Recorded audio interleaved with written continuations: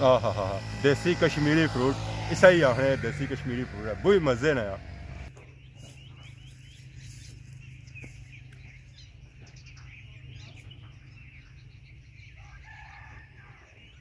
जी मारे दोस्तों, उम्मीद करना सो सारे ठीक ठाक हो, सो खुशबाश हो, सो अल्लाह ताला ने हिफ्ज़ो ईमान विच सो।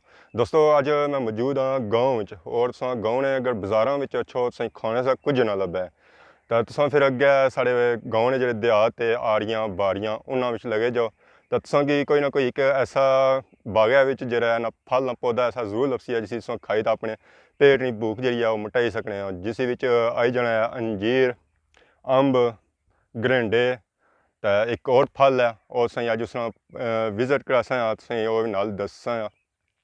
तो वह फल जोड़ा है वह है बैर, तो जिसका जिक्र कुरान पाक विच ही है, जिसकी पुकारिया गया है बैरी ने नाल या बैर नाल। तो अज जुल्ले असें क्या खुआलने अज बैर।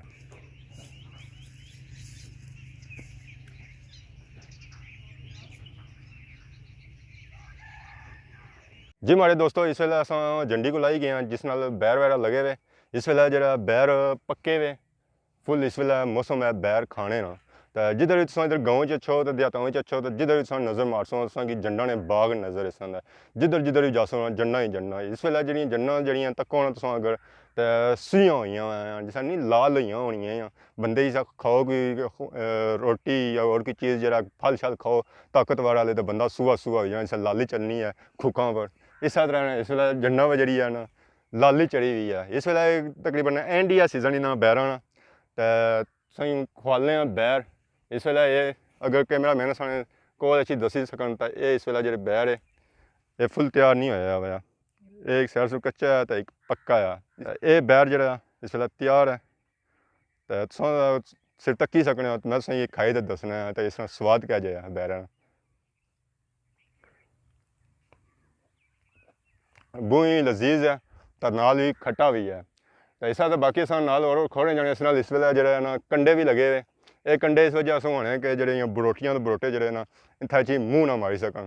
फिर भी असो इसकी हालत तको बरोटियां तो नहीं मारने मूँह, पर जो दो लत्तां वाले या दो हत्थां वाले जो बंदे है ना वो इन्होंने तको हालत ना क्या करी तक्या उसी रोडा वगैरह बड़ी जरा बच्चे खलते होने उन्हें बैर वगैरह जो काफ़ी चाहे होने छापने बहे होने काफ़ी जो ना वो मकदार होने तो तकरीबन 70-80 रुपये ने वो छोटा छापर देने पाक बैर होने। बिजनेस के तौर पर जरा ना लोग बैर ही बेची ना तो पैसे कमाने।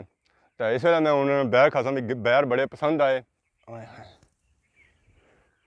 ये बैर अस खोए इन्होंने साढ़े जोड़े पक्के हुए बैर है, कोई कच्चा बैर नहीं आया, थोड़े बहुते आए पर एक खाने के काबल है।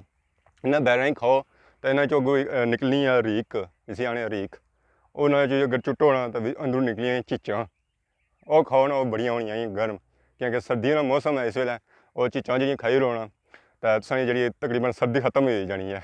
इसी लोग जरा ना खुश्क मेवे के तौर पर भी इस्तेमाल होना है, लोग इसी सकाई तो खाने भी है।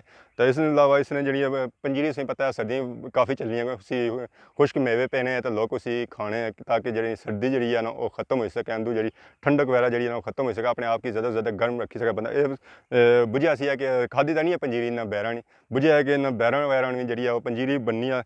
इसका मतलब फिर बैर जो ना ये भी गर्म होने हैं। तो बैर तुम तो क्या हो सन ये जी देसी जंड है, देसी जंडी ने बैर निके निके बैर तो ज़्यादा लोग ही पसंद करने इसी छोटे बड़े सारे जो लोग इन बैरों की खाने।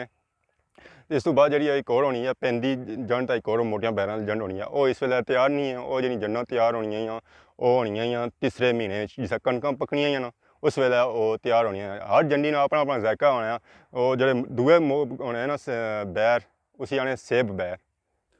जी दोस्तों तुम तकने पे हो कि जरा मैं इस वे बैर खोई रहे हैं तो तुम भी कोशिश करो इन बैरों की जरा ना जितने खाई सको उतने ही खो। असं तकरीबन ये बैग खोए तो जेवाद नहीं असा पढ़िया जितने उतने बैग खोने चाहिए जितने असं खाई सको ताकि ज़या ना हो। सो अक्सर जरा तक्या उसी बच्चे वगैरह जरा ना पत्थर मारने या डंडे नाल जरा उन्हें बैरों ही सटने की कोशिश करने, ज़्यादा से ज़्यादा जरा ना उन्हें झुंडने की कोशिश करनी, जिस कच्चे बैर जो होने ना वो भी नीचे टेपे ने वो ज़या हो जाने। बच्चे तो वह खास जो पक्के हुए बैर है तो बाकी वो जो ज़या जिन कोशिश करो उतने ही बैर खो जो खाई सको ताकि होर किसान भी कम अच्छी सकन। तो तुम भी ये खाने रहे हो सो बचपन च बैर वगैरह इस वे तुम दस्तियाब तो नहीं, तुम सिर्फ इस वे टक्की सकने हो। जी दोस्तों ये जरा मैं हूँ बैर खोई किंदे ਤਾਂ ਮਾੜਾ ਹੁਣ ਕੰਮ ਹੋਈ ਗਿਆ। ਮੈਂ ਤਾਂ ਆਪਣਾ ਜਿਹੜਾ ਚਸਕਾ ਲੈ ਗਿੰਦਾ ਜਾਂ ਬੈਰਾਂ ਨਾਲ ਲਾਉਣਾ ਸੀ ਤਾਂ ਹੁਣ ਤੋਂ ਮੈਂ ਕਿਨਸਾਂ ਇਜਾਜ਼ਤ ਤੇ ਤਬ ਤੱਕ ਵੀਡੀਓ ਤੱਕੋ ਮੈਂ ਤਬ ਤੱਕ ਜਿਹੜਾ ਬੈਰ ਖਾਈ ਕਿੰਨਾ ਤੇ ਜੁਲਨੇ ਆ ਖੁਦਾ ਹਾਫਿਜ਼।